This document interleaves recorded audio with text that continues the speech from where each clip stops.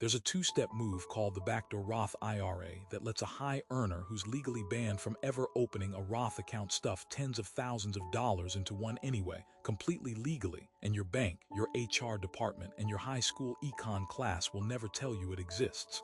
Here's the part that stings. The Roth IRA is the best tax deal in the country. Money grows inside it, and when you retire, every single dollar comes out tax-free. Forever. But the IRS put a velvet rope around it. Cross a certain income line around $160,000 for a single filer, and you're told flatly you're not allowed to contribute. Most people just accept that and walk away. They assume the door is locked. It isn't. There's a hallway around back, and wealthy families have been using it for over a decade. So what actually is this? It's not a loophole in the shady sense. It's a sequence the IRS itself put in the tax code, whether or not they wanted people to use it this way. Step 1. You put money into a regular, non-deductible IRA. Anyone can do that, no income limit. Step 2. Shortly after, you convert that same money into a Roth IRA.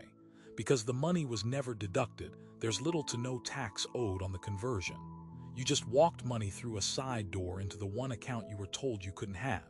That's the entire mechanism. 2 accounts, 1 transfer, a name on a form. Now here's how it plays out with real numbers. Say you're a software engineer making $200,000 a year with your spouse. You're locked out of a Roth flat out. Every January, you put $7,000 into a non-deductible traditional IRA. A few days later, you convert it to a Roth. You do this every year for 20 years. That's $140,000 in contributions. But inside a Roth, growing tax-free the entire time. At a reasonable market return, that account can grow past $600,000. Every dollar of that growth, when you pull it out in retirement, owes the government nothing. Zero. Not income tax, not capital gains. But here's where it gets interesting. Married couples can each do this, doubling the whole strategy inside one household. So who's actually doing this, and why didn't anyone mention it? Financial advisors who work with executives and business owners have been running this every single year since the rule opened up in 2010. It's not classified information. It's just never explained in a W-2 jobs benefits packet, because there's no HR incentive to teach you tax strategy. Banks won't bring it up either, because a plain IRA generates the same fees for them either way. The people who benefit from your not knowing aren't villains. They're just never the ones required to tell you.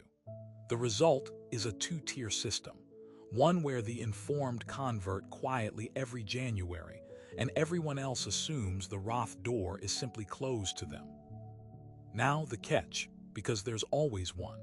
If you already have money sitting in an old traditional IRA or rollover 401k, this move can trigger a tax bill through something called the pro rata rule. The IRS treats all your IRA money as one pot when you convert. That doesn't mean don't do it. It means talk to someone who understands the mechanics before you touch the paperwork. This is not a gray area auditrisk trick. The IRS has acknowledged this workaround publicly for years.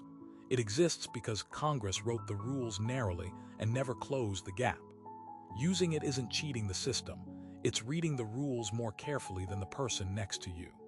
So think about that $600,000 tax-free dollars sitting there, waiting on 2 accounts and 1 phone call to a custodian. The real question isn't whether you're allowed to do this. It's how many other locked doors in the tax code actually have a hallway around back that nobody bothered to mention. There's a related move, using money already trapped inside your 401k that can shelter even more, and it's even less talked about than this one. That's the next file.